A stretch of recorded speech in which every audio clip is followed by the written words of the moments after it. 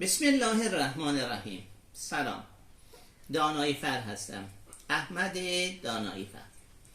به لطف و کرم الهی دروازه های کسب علم و دانش به روی یکایک ما باز هست و وظیفه ماست که به سمتش به پرواز در بیاییم.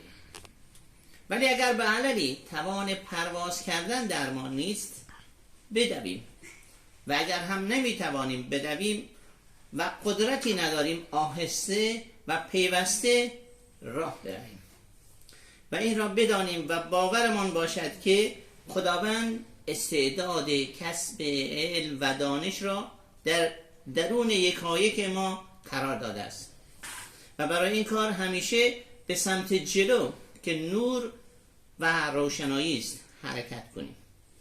اصلا هم مهم نیست چقدر، حتی در روزهایی که توانایی لازم را نداریم، به همان اندازه‌ای که میتوانیم و قدرت حرکت کردن داریم قدم برداریم و همان قدم کوچک هم کافی است، چون قدم‌های کوچک که به صورت پیوسته عادت هر روز ما باشه، در مدت زمان مشخصی میتواند نتایج اعجاب‌انگیزی را ایجاد کند در حفاظت، حمایت و هدایت نور و عشق الهی.